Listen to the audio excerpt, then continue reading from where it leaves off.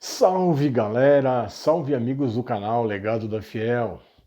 Hoje eu quero falar de uma zaga espetacular, num período em que a defesa não era prioridade e em um período em que se defender não era o que mandava o futebol, não era assim que se ganhava jogos. E sim, ao contrário, sim fazendo muitos gols, atacando o tempo inteiro. Tanto é que os placares antigamente eram placares assim, com vários gols, né? Tanto para um lado quanto para o outro, então goleadas homéricas que havia naquele momento. E o Corinthians, depois de um período longo aí, mesmo com grandes zagueiros, né? Na década de 40, como Domingos da Guia, como Dino, como Jaú, como Brandão, mesmo assim esse time não conseguiu ter o equilíbrio, né, entre a defesa, o meio de campo e o ataque. E hoje no nosso time profissional, por exemplo, aqui no ano de 2025, nós estamos tendo o mesmo problema, né? O equilíbrio entre a defesa, o meio de campo e o ataque.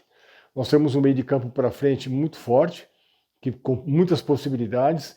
Já o sistema defensivo não oferece assim tanta segurança ou tanta estabilidade que era necessário. Talvez com o tempo isso vai ser acertado, talvez com contratações isso também possa ser definido de uma maneira mais equilibrada para o time, mas por enquanto é o que nós estamos vivendo. Mas eu queria voltar no tempo. Em 1954, tivemos uma zaga, uma quarta zaga ali, vamos dizer assim, lateral direito, que era o Idário, né? O Idário que veio naquele momento lá do Maria Zélia, aquele time do Maria Zélia, fantástico time do Maria Zélia. Depois joga no Corinthians durante anos e anos, super campeão lá. Corintiano apaixonado, o espanhol, né? O sangue azul aqui, o deus da raça. Tanto é que ele disse que o dia que ele saísse do Corinthians, ele jamais jogaria no outro time grande de São Paulo. E de fato ele foi encerrar sua carreira no Nacional Atlético Clube e depois para de jogar definitivamente.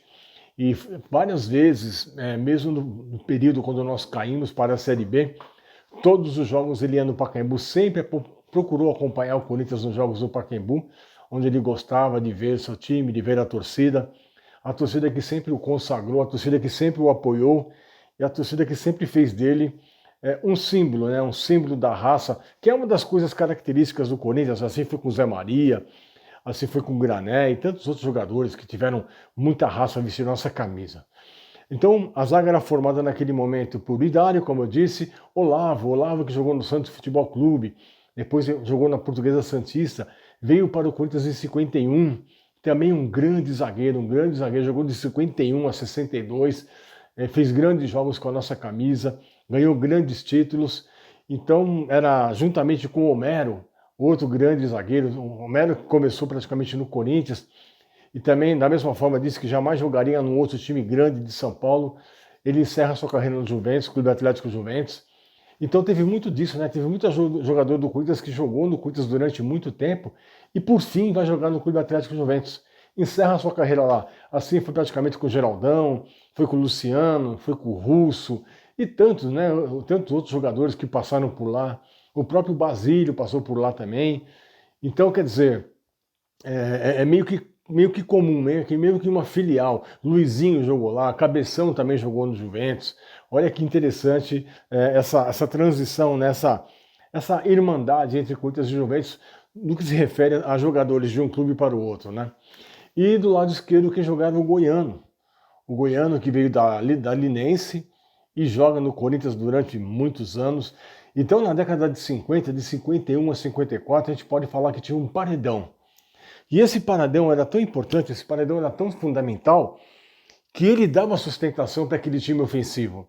Né? Não era uma defesa vulnerável, era uma defesa firme que jogava com muita vontade, com muita raça. Só tinha praticamente um cabeça de área, um volante ali, que era naquele momento o Roberto Belangeiro, que dava aquela sustentação para o sistema defensivo, mas não era um cara de choque, era um cara muito técnico. Então a defesa fazia todo aquele trabalho de contenção, a defesa que se virava para que aquele time pudesse fazer vários gols. Tanto que em 51, olha como o futebol era interessante. Em 51, o Corinthians fez 103 gols no Campeonato Paulista, mas sofreu uma goleada de 7-3 para a Portuguesa. Tá vendo? O time atacava e às vezes descuidava do sistema defensivo.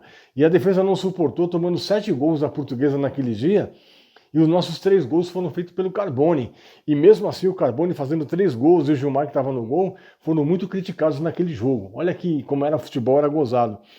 Então não importava, né, se você ganhar, desde que você ganhasse o jogo, não importasse quantos gols você tomasse. Não importa, você tomou tantos gols, mas você fez mais, você ganhou, ótimo. Então quando, né, você perdia por vários gols, então isso pesava demais, porque o ataque não conseguiu dar aquela sequência, né, de artilharia, e por algum momento lá atrás ficou também vulnerável, não conseguiu segurar a pressão, ou então os contra-ataques, o adversário acabava perdendo o jogo. Então, para falar desse período, né, eu até vesti essa camisa aqui, gente, essa camisa aqui de 1954, ó, em homenagem a esses grandes zagueiros do Corinthians, esses grandes jogadores que tiveram muita identificação com a nossa camisa, que foram muito importantes com a nossa camisa, que ganharam vários títulos. Então, possivelmente foi o período que o Corinthians teve mais jogadores técnicos e raçudos ao mesmo tempo, né? Juntamente aí com, depois mais para frente, com o Vladimir e Zé Maria, o Zé Maria mais a raça, o Vladimir a raça e a técnica, uma zaga ali formada por Moisés que era pura, né, era pura raça, por Zé Eduardo que também era raça, pelo próprio Ademir que era raça. Já ao contrário de 54, tanto Homero como o Olavo, e também como o Alan, que jogou muitas vezes por ali, eram jogadores mais técnicos. Então os jogadores sabiam jogar mais futebol. Era diferente de hoje. O jogador jogava bem mais futebol do que joga hoje. Então a preocupação de botar a bola no chão, de tocar, de sair tocando, isso já existia lá atrás. Só que de uma maneira completamente diferente e com um futebol muito mais técnico, muito mais refinado. Os jogadores não corriam tanto como hoje, mas tinha um domínio de bola praticamente impecável. Então foi assim que o Corinthians montou aquela grande zaga, né, aquele grande esquadrão ali atrás, com seus 4 zagueiros, e formando possivelmente, na história do clube dos 114 anos que nós temos hoje, talvez o sistema defensivo mais consistente da nossa história, talvez um dos mais importantes que nós já tivemos. Tivemos outros grandes zagueiros, grandes jogadores também, grandes momentos também, mas naquela época o futebol era uma transformação, né? Era uma transformação, era uma coisa completamente diferente do que nós